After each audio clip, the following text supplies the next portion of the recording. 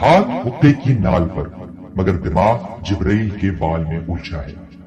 سر پر ہاتھ رکھے ایک مخصوص انداز میں ایک شخص گہری سوچوں میں گم ہے۔ وہ سوچ رہا ہے کہ کیا خوبصورت اور دلنشیں منظر ہوگا جہاں جبرائیل علیہ السلام کو یہ کہنا پڑا کہ اے اللہ کے رسول، میرا اور آپ کا بس یہیں تک کا ساتھ تھا، اس سے آگے میرے پر جلتے۔ وہ سوچتا ہے کہ آخر خدا اور اس کے مہمان میں کیا راز و نیاز کی باتیں ہوئی ہوں گی۔ گھر والے اپنے کام کاج میں مصروف ہیں، مگر وہ شخص ارد گرد کے ماحول سے یکسر بے نیاز حقے کے ہلکے ہلکے کش لے رہا ہے۔ ساتھ ہی ساتھ ذہن میں الجھی مختلف گتھیاں سلجھانے کی کوششیں ہو رہی ہیں۔ کئی سوالات کے جوابات تلاش کیے جا رہے ہیں۔ اس کا دماغ کبھی آسمان کی وسعتوں میں تو کبھی زمین پر بسنے والے بندگان خدا کے بارے میں سوچتا ہے، جن کی زندگی کے سارے رنگ پھیکے پڑ چکے ہیں، جنہیں قدرت نے آسمان کی بلندیوں سے زمین پر پٹخ ڈالا ہے۔ درد کی ایک ٹیس اٹھتی ہے۔ وہ سوچتا ہے اے کاش خدا اس قوم پر ویسے ہی مہربان ہو جائے جیسے کبھی پہلے دنیا ان کی قسمت پر ناز کیا کرتی تھی، انہیں پھر وہی کامیابیاں اور کامرانیاں نصیب ہوں جن کی یہ قوم حقدار ہے۔ اس کی آرزو ہے کہ کوئی مسلمانوں اور بالخصوص مسلمانان ہند پر چھائی کاہلی اور سستی کی قابل نفرت چادر کھینچ ڈالے۔ وہ جمود پارا پارا ہو جائے جس نے شجاعت و بہادری کی داستانیں رقم کرنے والی قوم کو خود سے غافل اور بے پرواہ کر رکھا ہے۔ گھڑی کی سوئیوں کے ساتھ خیالات کے زاویے بدل رہے ہیں۔ وہ حقے کا ایک اور کش لیتا ہے، دھواں فضا میں اڑنے لگتا ہے۔ اس کی نظریں دھوئیں کے مرغولے پر جا کر ٹھہر سی جاتی ہیں۔ دیکھتے ہی دیکھتے وہ مرغولہ ایک نقشے میں بدل جاتا ہے اور وہی نقشہ آگے چل کر ایک آزاد مملکت کی بنیاد بنتا ہے۔ جی ہاں، حقہ گڑگڑانے والے اس سادہ دل مگر انتہائی دور اندیش درویش صفت اور عظیم المرتبت شخص کو ہم سب مفکر پاکستان، حکیم الامت اور شاعر مشرق ڈاکٹر علامہ محمد اقبال کے نام سے یاد کرتے ہیں۔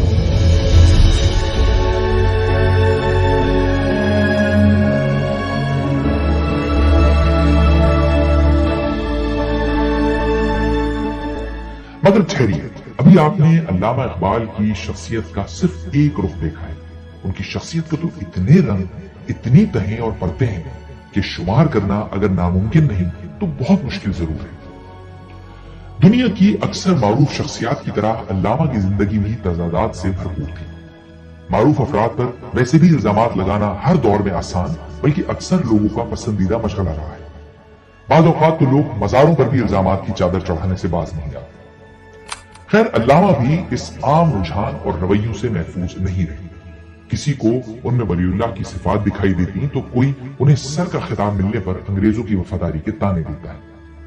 ان کی رنگارنگ شخصیت کے دلچسپ اور خوبصورت اتار چڑھاؤ ہمیشہ سے زیر بحث میں ہیں اور شاید آئندہ بھی رہی۔ وہ علامہ جو مراقبے میں اس قدر غرق ہو جاتے کہ دیکھنے والوں کو خیال گزرتا کہ شاید ان کی روح پرواز کر گئی ہے۔ انہیں آوازیں دی جاتی، بار بار جھنجھوڑا جاتا، مگر وہ کسی مجسمے کی طرح ساکت و جامد بیٹھے رہتے۔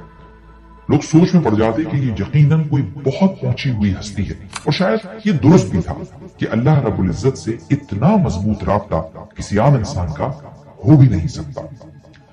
مذہب سے ایسا گہرا اور اٹوٹ لگاؤ کہ قرآن مجید پڑھتے ہوئے آنکھوں سے آنسو گرنے لگتے، ہچکیاں بن جاتی، اللہ کے کہے ہر لفظ میں اس کے جلوے اور نظارے دکھائی دیتے۔ موسیٰ علیہ السلام تو اپنی زبان کے ذریعے اللہ سے ہم کلام ہوتے تھے، لیکن اس شخص کا قلم ہی کلیم اللہ بن جاتا، اللہ سے باتیں کرتا، اور باتیں بھی ایسی کہ جنہیں سن کر پڑھ کر روح کے تار جھنجھنا اٹھتے۔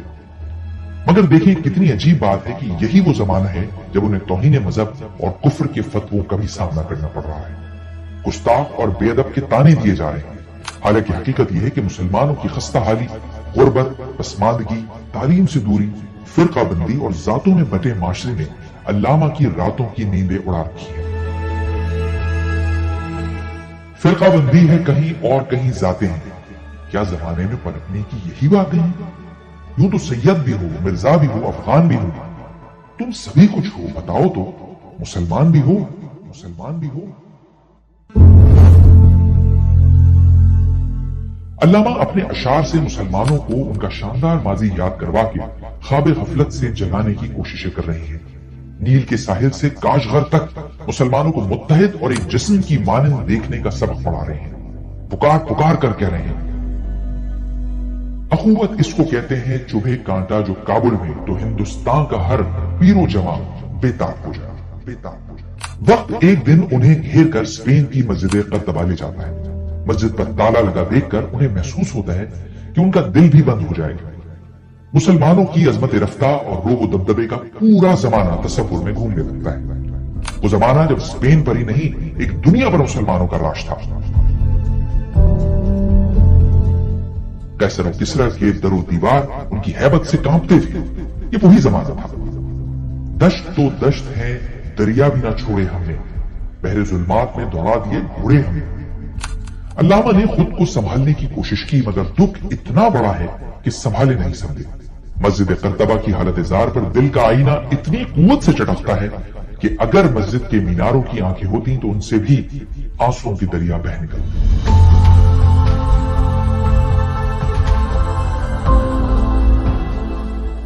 قرآن و حدیث اور تاریخ اسلام اور عبور کا یہ عالم کہ بڑے بڑے علماء کرام اور مفتیان دین ان کے سامنے بات کرنے سے پہلے 100 بار سوچتے ہیں، لیکن دوسری طرف دنیاوی علوم سے رغبت اور مہارت دیکھ کر بھی لوگ ششدر ہیں۔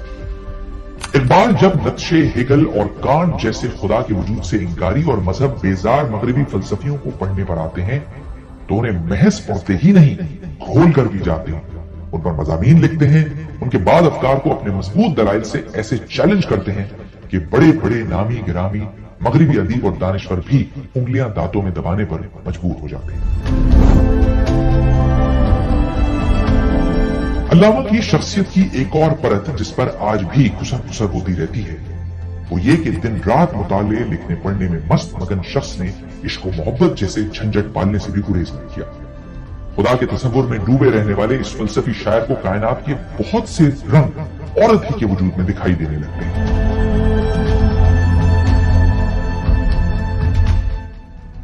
وجود زن سے ہے تصویر کائنات میرا، اسی کے ساس سے ہے زندگی کا سوزے دل۔ ایک وقت تو ایسا بھی آتا ہے کہ دو بیویاں گھر میں اور تیسری منقوہ سردار بیگم اس انتظار میں ہوتی کہ کب اقبال کی غلط فہمیاں دور ہوں اور اسے اس شخص کا اعتبار مل جائے جس کے کہے پر ایک زمانہ اعتبار کرتا ہے۔ مگر اقبال کے ذہن میں اس خاتون سے متعلق کچھ ایسی گرہیں پڑ گئی ہیں جو کھل کر ہی نہیں دے رہی۔ پھر وہ لمحہ بھی آتا ہے جب وہ اسے گھر لے آتے ہیں اور پھر سردار بیوی نامی یہ خاتون ان کی سب سے چہیتی بیگم کا درجہ حاصل کر لیتی ہے۔ اس سب کچھ کے باوجود اقبال کے دل میں کچھ اور حسیناؤں سے قول و قرار کی آرزو بھی چپکے چپکے پرورش پاتی رہتی ہے۔ محبت کی ایک چنگاری ہے جو دھیمے دھیمے سلگ رہی ہے اور اس کی آنچ سوائے اقبال کے کوئی اور محسوس نہیں کر پاتا۔ عقل حیران ہے کہ ایک اکیلا انسان اتنی مختصر سی زندگی میں کتنے محاذوں پر ڈر سکتا ہے۔ ایک وقت تو ایسا بھی محسوس ہوتا ہے جیسے ان سے بڑا کوئی عاشق پیدا ہی نہیں ہوا۔ ایک گوری محبوبہ کے ساتھ جرمنی کے قصبے ہائیڈلبرگ میں دریائے نیکر کے کنارے گزرے دنوں کی یادیں تڑپانے لگتی ہیں۔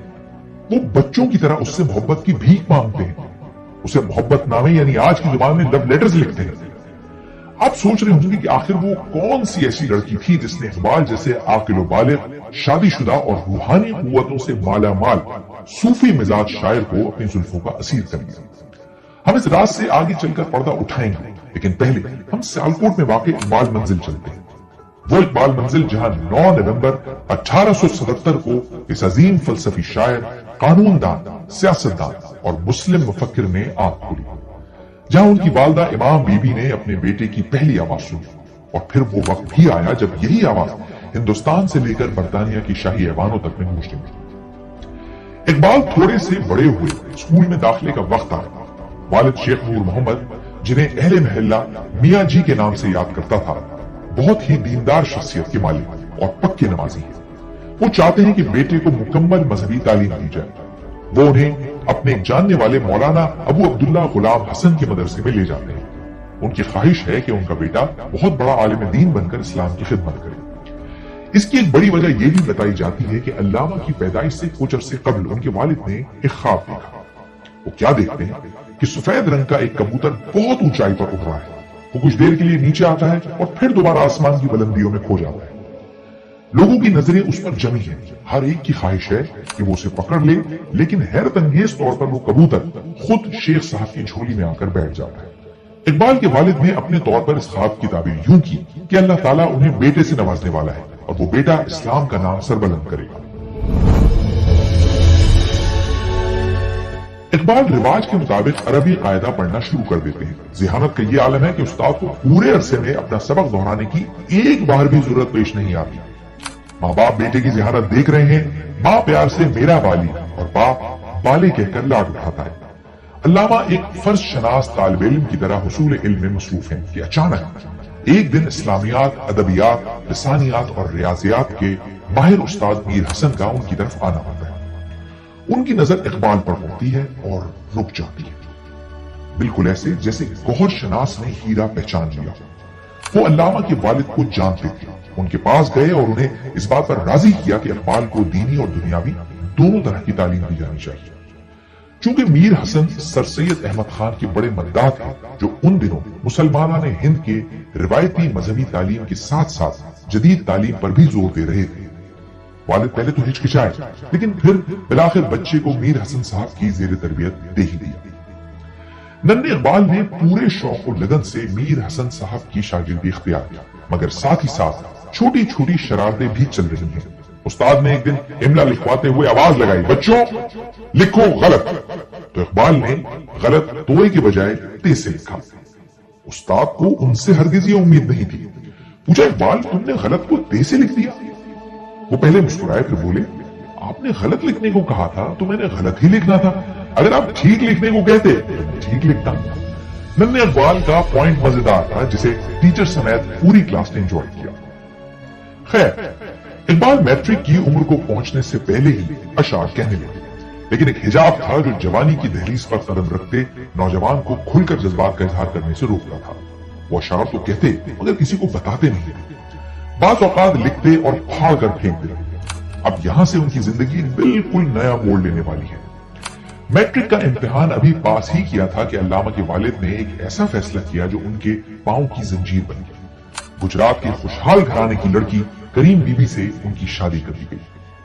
اقبال کے کمزور کاندھے ابھی اتنی بھاری ذمہ داری اٹھانے کو تیار نہ تھے۔ سچی بات تو یہ ہے کہ ابھی نوجوانی سے ان کا ٹھیک طرح سے تعارف بھی نہیں ہوا تھا۔ شاید یہی وجہ رہی کہ کریم بی بی اور اقبال کے درمیان جسمانی قربت کے باوجود ذہنی دوریاں قائم رہیں، بلکہ وقت کے ساتھ ساتھ بڑھتی ہی چلی گئی اور آخرکار اس شادی کا انجام طلاق کی صورت میں ہوا۔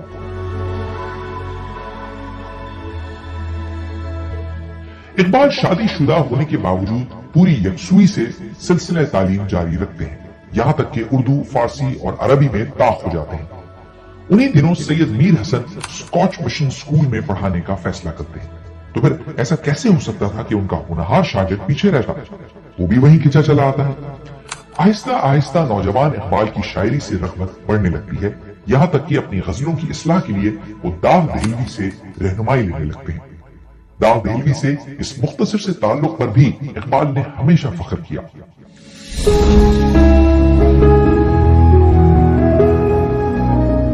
ایف اے کا امتحان پاس ہوتا ہے اور اب نوجوان اقبال کی اگلی منزل لاہور ہے، وہی لاہور جسے زندہ دلوں کا شہر کہا جاتا رہا ہے، جہاں ایک سے ایک عالی دماغ پروفیسر، ادیب، شاعر ایک دوسرے پر سبقت لے جانے کی خاطر کسی نہ کسی تخلیقی کام میں مصروف رہتے ہیں۔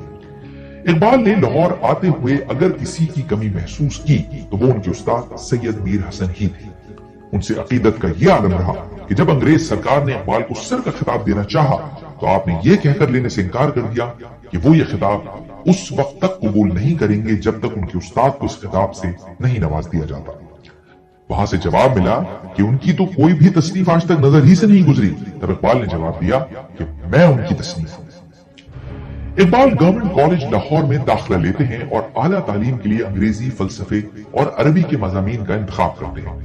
1899 میں ایم اے کا نتیجہ آتا ہے تو پورے پنجاب کے طلباء کو پیچھے چھوڑ دیتے ہیں۔ تعلیم کے ساتھ ساتھ شاعری کا ذوق و شوق بھی چپکے چپکے اندر ہی اندر پرورش پا رہا ہے۔ کبھی کبھار قریبی دوست احباب کے اصرار پر چند اشعار سنا دیتے ہیں، مگر مشاعروں میں جانے سے گھبراتے ہیں۔ مگر پھر وہ دن بھی آ ہی گیا جب لاہور میں ایک بڑا مشاعرہ ہو رہا ہے۔ اقبال کا نام پکارا جاتا ہے اور آپ سٹیج پر آ کر اشعار سنانا شروع کرتے ہیں۔ آواز میں ایسی کشش، ایسا لوچ، درد و غم، سوز و گداز اور مٹھاس ہے کہ سننے والے دم بخود رہ جاتے ہیں۔ جب یہ شعر پڑھا، موتی سمجھ کے شان کریمی نے چن لیے قطرے جو تھے میرے عرق انفعال کے۔ مطلب یہ کہ میری پیشانی پر جب شرمندگی کے قطرے دیکھے تو خدا نے انہیں موتی سمجھ کر چن لی۔ یہ اتنا خوبصورت خیال تھا کہ سامعین جھوم اٹھے، اور اس کے بعد اقبال نے کبھی پیچھے مڑ کر نہ دیکھا۔ کبھی لاہور کی بڑی درسگاہوں میں بطور استاد پڑھا رہے ہیں تو کبھی انگریزی اور فارسی زبان میں مقالے لکھے جا رہے ہیں۔ مشکل ترین کتابوں کی ٹرانسلیشنز ہو رہی ہیں۔ شہرت کی دیوی ان پر کچھ اس طرح سے مہربان ہوتی ہے کہ جس کا خود اقبال نے بھی شاید ہی تصور کیا ہوگا۔ مقبولیت کی ایک نئی سیڑھی روزانہ ان کا آگے بڑھ کر استقبال کرتی ہے۔ ان کے اشعار اخبارات اور رسائل میں نمایاں جگہ پانے لگتے ہیں۔ ایسا منفرد لہجہ اور ایسا انداز کہ شعر خود بول اٹھتا ہے، یہ اقبال کے سوا کسی کی ملکیت ہو ہی نہیں سکتا۔ اقبال عزت و شہرت کے ساتھ روحانی منازل بھی طے کرتے جا رہے ہیں۔ ایسا وقت بھی آیا کہ اللہ سے بے تکلفی اتنی بڑھ گئی کہ جسے زمانہ ہضم کرنے پر تیار نہ تھا کہ اقبال نے خدا کے دامن پر ہاتھ ڈال دیا۔ فارغ تو نہ بیٹھے گا محشر میں جنوں میرا، یا اپنا گریباں چاک یا دامن یزداں چاک۔ انہیں کبھی مسلمانہ نے ہند کی حالت دکھی کر دیتی ہے تو کبھی انہیں ان کی بے حسی اور غفلت مزاجی پر غصہ آنے لگتا ہے۔ معلوم کسے ہند کی تقدیر کی اب تک، بیچارہ کسی تاج کا تابندہ نہیں ہے۔ دہقاں ہے کسی قبر کا اگلا ہوا مردہ، بوسیدہ کفن جس کا ابھی زیر زمین ہے۔ یورپ کی غلامی پہ رضامند ہوا تو، مجھ کو تو گلا تجھ سے ہے یورپ سے نہیں ہے۔ حالات بدلنے لگتے ہیں۔ آہستہ آہستہ اقبال کے درد بھرے ترانوں، نالوں اور آہوں کے اثرات بنگال سے خیبر تک نظر آنے لگتے ہیں۔ علامہ کے افکار خوبصورت اشعار میں جھل کر مسلمانان عالم اور خاص طور پر ہندوستان کے مسلمانوں کے سرد پڑتے وجود گرمانے لگتے ہیں۔ برسا برس سے خواب غفلت میں ڈوبی قوم میں غلامی سے نفرت، عزت نفس اور خودداری کی زندگی جینے کی امنگیں پروان چڑھنے لگتی ہیں۔ ایمان اور ذوق یقین کی طاقت سے غلامی کی زنجیروں کو کاٹ ڈالنے کا جذبہ ابھرنے لگتا ہے۔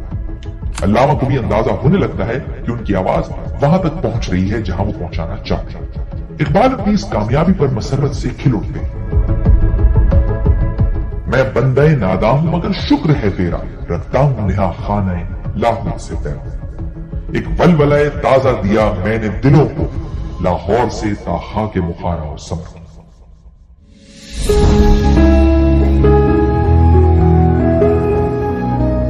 سن 1905 وقت تیزی سے آگے بڑھ رہا ہے، حالات بدل رہے ہیں۔ اقبال دن رات علم و تحقیق میں مصروف ہے، لیکن اس کے باوجود علم کی پیاس ہے کہ بجھنے کے بجائے بڑھتی ہی جا رہی ہے۔ دل میں دنیا دیکھنے اور اہل یورپ کی زندگی کا قریب سے مشاہدہ کرنے کی خواہشیں مچل رہی ہیں۔ اعلیٰ تعلیم کے لیے کینیڈا یا امریکہ جانے کا فیصلہ کرتے ہیں۔ اپنے استاد تھامس واکر آرنولڈ سے مشورہ کرتے ہیں، مگر وہ انہیں انگلینڈ یا جرمنی جانے کا مشورہ دیتے ہیں۔ اب یہاں سے ایک صوفیانہ مزاج شاعر کی زندگی میں ایک بالکل نیا موڑ آنے والا ہے۔ دریائے نیکر کے کنارے ایما نام کی چمکتی آنکھوں والی ایک جرمن حسینہ سے ان کی ملاقات ہونے والی ہے۔ کم عمری کی شادی نے محبت کی جس چنگاری کو سلگنے سے پہلے ہی بجھانے کی کوشش کی تھی، وہ پھر سے بھڑک اٹھنے کو تیار ہے۔ علامہ انگلینڈ کی آزاد فضاؤں میں وہ قانون کی تعلیم حاصل کر رہے ہیں، لیکن یہاں انہیں مغرب کا ماحول دنیا پرستی اور مادیت کے گرد گھومتا نظر آتا ہے۔ انہیں مغرب ایک ایسا خطہ دکھائی دیتا ہے جہاں انسان مشینوں کی طرح کام تو کر رہے ہیں لیکن روح سے خالی ہے۔ ہے دل کے لیے موت مشینوں کی حکومت، احساس مروت کو کچل دیتے ہیں آلہ۔ انہیں لگتا ہے کہ یہاں کی عورتیں محبت کے سوز و گداز سے ہی ناواقف ہیں۔ وہ اپنے خط میں لکھتے ہیں کہ انگریز عورت میں ایسی نسوانیت اور بے ساختگی موجود ہی نہیں جو جرمن یا ایشیائی عورتوں میں ہوتی ہے۔ شاید یہی وجہ تھی کہ انہوں نے سردار بیگم کی وفات کے بعد اپنے بچوں کے لیے بطور آیا بھی جرمن خاتون مسز ڈورس کا انتخاب کیا۔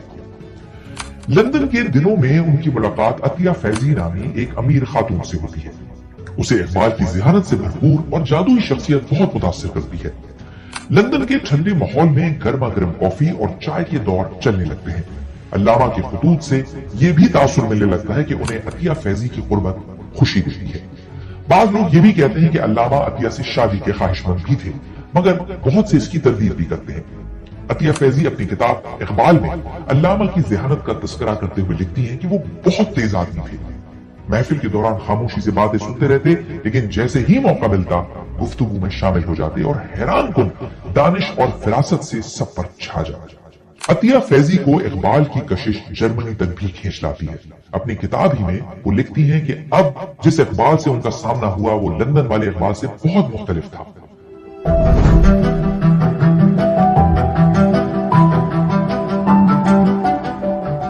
علامہ اقبال انگلستان سے قانون کی ڈگری حاصل کرنے کے بعد سن 1907 میں جرمنی کا رخ کرتے ہیں۔ یہ وہ دور ہے جب جرمن فلسفیوں نے اپنے مذہب مخالف نظریات سے دنیا میں ایک طوفان مچا رکھا ہے۔ اقبال جرمنی سے فلسفے میں ڈاکٹریٹ کی ڈگری حاصل کرنے کے لیے میونخ یونیورسٹی میں داخلہ لیتے ہیں۔ جرمنی کا ماحول اقبال کو انگلستان کے مقابلے میں زیادہ بھاتا ہے۔ یہاں پر ان کی ملاقات ایما سے بھی ہوتی ہے، جو اقبال کی طرح کئی زبانیں جانتی ہے۔ مختلف زبانوں اور فلسفے سے گہری دلچسپی دو قطعی اجنبیوں کو ایک دوسرے کے قریب لے آتی ہے۔ آپ لکھتے ہیں، جستجو جس گل کی تڑپاتی تھی اے بلبل مجھے، خوبی قسمت سے آخر مل گیا وہ گل مجھے۔ ایما کے ساتھ دریائے نیکر کے کنارے چلتے ہوئے بھی اقبال کے ذہن میں جرمن شاعر گوئٹے کو سمجھنے کا جنون سوار ہے۔ وہ ایما سے اس کے اشعار پر بحث کرتے ہیں، لیکن ایما ان کی گرم نگاہی کی تپش محسوس کیے بغیر نہیں رہ پاتی۔ تعلیم مکمل ہوئی اور اقبال نے واپسی کا سفر شروع کیا۔ وطن پہنچ کر بھی ان کے خطوط بتاتے رہے کہ وہ ایما کو نہیں بھول پائے۔ عطیہ فیضی کا خیال بھی کسی نہ کسی طرح ان کے ذہن پر سوار رہا۔ انہوں نے ایما کو کئی خطوط لکھے جو 1947 میں شائع ہوئے۔ ایک خط میں اقبال نے ایما سے اپنی محبت کا اظہار کرتے ہوئے لکھا، براہ کرم اپنے اس دوست کو مت بھولیے جو آپ کو ہمیشہ اپنے دل میں رکھتا ہے اور جو آپ کو کبھی فراموش نہیں کر سکتا۔ ہائیڈلبرگ میں میرا قیام ایک خوبصورت خواب لگتا ہے، میں چاہتا ہوں کہ اس خواب کو دہراؤں، کیا یہ ممکن ہے؟ اگرچہ علامہ کے دل سے ایما کی محبت اور احترام کبھی کم نہ ہوا، وہ ایما کو شریک سفر بنانے کے خواب دیکھتے رہے، لیکن حالات نے انہیں ہمیشہ خوابوں ہی تک محدود رکھا۔ ایما کے بارے میں کہا جاتا ہے کہ وہ ہندوستان آنا چاہتی تھی، لیکن ان کے بھائیوں نے ظالم سماج کا کردار ادا کر کے ایما کو روکے رکھا۔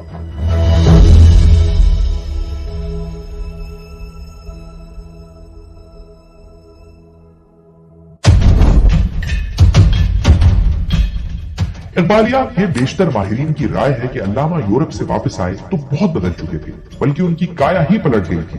یورپ نے ان کا مذہب سے لگاؤ کئی گنا بڑھا دیا تھا۔ شیخ نور محمد اور میر حسن کا تربیت یافتہ نوجوان اپنی حقیقی صورت میں سامنے آنے لگا تھا، اور پھر اللہ کو شاید ان سے وہ کام لینا تھا جو کروڑوں انسانوں کی قسمت بدلنے والا تھا۔ اب یہ وہ دور تھا کہ جب ہندوستان کا سیاسی منظرنامہ بدل رہا تھا۔ مسلمان اپنی شناخت کے لیے لڑ رہے تھے۔ ہندو اکثریت مسلمانوں کا تشخص مٹانے کے در پہ تھی۔ شدھی جیسی انتہا پسند ہندو تحریکیں چل رہی تھی، جن میں مطالبے کیے جا رہے تھے کہ ہندوستان میں رہنا ہے تو ہندو بننا پڑے گا۔ علامہ کا کلام لوگوں کے دلوں میں بسنے اور اثر کرنے لگا تھا۔ لوگ ان کے اشعار گلی کوچوں میں پڑھتے نظر آتے تھے، اور پھر یہی شہرت و مقبولیت علامہ کو مسلم لیگ کی صدارت تک لے گئی۔ آپ پوری طرح سیاسی سرگرمیوں میں حصہ لینے لگے۔ مئی 1936 کو قائد اعظم خود اقبال سے ملنے جاوید منزل پہنچے۔ علامہ اقبال خلافت عثمانیہ کے خاتمے پر شدید دکھی تھے۔ ہندوستان میں چلنے والی تحریک خلافت کی انہوں نے بھرپور حمایت کی، لیکن جب خود کمال اتا ترک نے خلافت ختم کر دی تو علامہ نے اسے نادان ترک کے طور پر پکارا۔ چاک کر دی ترک نادان خلافت کی قبا، سادگی اپنی بھی دیکھ اوروں کی عیاری بھی دیکھ۔ یورپ میں سوٹڈ بوٹڈ رہنے والے علامہ گھر میں ایک عام سے انسان تھے، عموماً تہبند اور بنیان پہنے رہتے۔ انہیں اس طرح دیکھ کر کوئی کم ہی یقین کر پاتا کہ یہ زمانے کا مایہ ناز فلسفی اور مفکر اعظم ہے۔ بہرحال علامہ غیر معمولی صلاحیتوں کے حامل ہونے کے باوجود گوشت پوست کے انسان ہی تھے۔ اللہ نے انہیں بشریت کے تمام تقاضوں کے ساتھ دنیا میں بھیجا تھا۔ شر کھینچتا تھا تو ایمان روکتا تھا، حسن من کو لبھاتا تھا، دل عشق کی چاشنیوں سے لطف اندوز ہونے کو مچلتا تھا۔ کوشش کرتے کہ نادان دل سدا عقل کے کڑے پہرے میں رہے۔ یہ الگ بات کہ کبھی کبھار دل عقل کے یہ پہرے توڑ ڈالتا، یا شاید وہ خود اس کی اجازت دے دیتے۔ بہتر ہے دل کے ساتھ رہے پاسبان عقل، لیکن کبھی کبھی اسے تنہا بھی چھوڑ دے۔ پھر وہ لمحہ آیا جب اقبال کے ذہن میں تربیت پانے والا نقشہ ٹھوس شکل میں سامنے آیا۔ کا اظہار انہوں نے مشہور زمانہ خطبہ الہ آباد میں یوں کیا: میری خواہش ہے کہ پنجاب شمال مغربی سرحدی صوبے سندھ اور بلوچستان کو ایک ریاست میں ملایا جائے۔ یہی وہ تصور تھا جس کی 14 اگست 1947 کو تکمیل ہوئی۔ دنیا نے اس خواب کی تعبیر کو حقیقت بنتے دیکھا، لیکن علامہ اس سے محروم تھے۔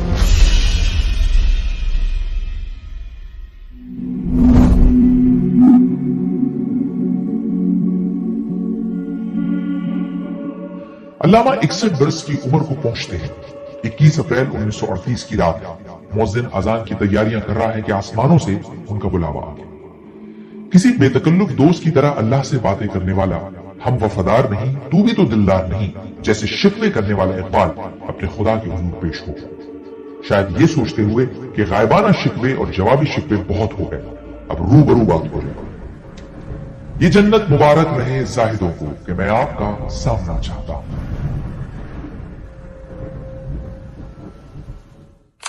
اقبال کے انتقال کی خبر نے ہر اس شخص کو اداس اور اشکبار کر دیا جو علم، دانش، فلسفے، مذہب اور انسانیت و آدمیت کے احترام کا قائل ہے۔ مگر اقبال کی جدائی کا سب سے زیادہ دکھ بر صغیر کے مسلمانوں کو ہوا، جنہیں ابھی ان کی رہنمائی کی اشد ضرورت تھی۔ کلکتہ میں مسلم لیگ کے ہزاروں افراد کے جلسے میں قائد اعظم محمد علی جناح نے علامہ کی موت کی درد بھری خبر نمناک آنکھوں سے یہ کہتے سنائی کہ اقبال میرا بااعتماد ساتھی، رہنما اور مسلمانوں کا خیر خواہ آج ہمیں چھوڑ گئے۔ وہی قائد اعظم جنہیں علامہ اس وقت انگلستان سے کھینچ لائے تھے جب وہ مسلم لیگ اور ہندوستان کے مسلمانوں کے مستقبل سے مایوس ہو کر واپس نہ آنے کا فیصلہ کر چکے تھے۔ وہی جناح جنہوں نے 1940 میں اقبال کی یاد میں منعقدہ ایک تقریب میں کہا تھا کہ اگر مجھ سے کہا جائے کہ آپ ملک کی حکمرانی اور علامہ کے کلام میں سے کس چیز کا انتخاب کریں گے تو میں کلام اقبال کو ترجیح دوں گا۔ علامہ کی تجہیز و تکفین کا معاملہ آیا تو ایک جہان امڑا۔ اس وقت کے گورنر کی خصوصی اجازت سے علامہ کو بادشاہی مسجد کے قریب جگہ دی گئی، مگر بہت سے لوگ جنازے میں شرکت سے محروم رہ گئے کیونکہ ہزاروں لوگ نماز جنازہ کے لیے اسلامیہ کالج لاہور کے میدان میں جمع ہوئے۔ یوں ان کی ایک نماز جنازہ شاہی مسجد اور دوسری اسلامیہ کالج میں ادا کی گئی۔ اتفاق دیکھیں کہ صرف نماز جنازہ ہی نہیں، انہیں قبریں بھی دو ملی۔ علامہ اقبال مولانا رومی سے عشق کرتے تھے، انہیں اپنا روحانی استاد اور پیر و مرشد مانتے تھے۔ ایک جگہ انہوں نے خود کو رومی کا مرید ہندی کہا۔ ترک حکومت نے اسی عقیدت کو دیکھتے ہوئے علامہ کی قبر کی مٹی حاصل کی اور مولانا رومی کے پہلو میں علامہ کی علامتی قبر بنائی جو آج بھی موجود ہے۔ صرف ترکی میں ہی نہیں، ایران میں بھی اقبال ایک ایسا نام ہے جو گھر گھر پہچانا جاتا ہے۔ چوک چوک پر ان کے مجسمے نصب ہیں اور نیچے لکھا ہوتا ہے اقبال لاہور، اور اس کی وجہ ہے ان کا فارسی مجموعہ کلام جس نے انہیں فارسی دنیا کے بڑے شاعروں میں سے ایک بنا دیا۔ ان کا ایک ترانہ از خواب گران خواب گران خواب گران خیز آج بھی ایران اور فارسی دنیا کے بچے بچے کی زبان پر ہے۔ علامہ کا فلسفہ خودی ہو، مرد مومن یا شاہین کا تصور، وطنیت کے مقابلے میں مسلم قومیت کا نظریہ ہو یا جدید اشتہاد کا سبق، مقصد ایک ہی تھا کہ کسی طرح مسلمان قوم اپنا کھویا ہوا مقام حاصل کرے، ایک ایسی قوم جو قابل عزت و فخر اور ناقابل تسخیر ہوئی۔ علامہ نے اردو، فارسی اور انگریزی میں اتنا کچھ لکھا کہ مختلف زبانوں میں آج بھی ترجمے ہو رہے ہیں۔ یہی نہیں بلکہ علم کے اس سمندر نے ایک مکڑا اور مکھی اور بلبل اور جگنو، ایک گائے اور بکری، ایک پہاڑ اور گلہری جیسی سبق آموز نظمیں لکھ کر بچوں کے بھی دل جیت گئی۔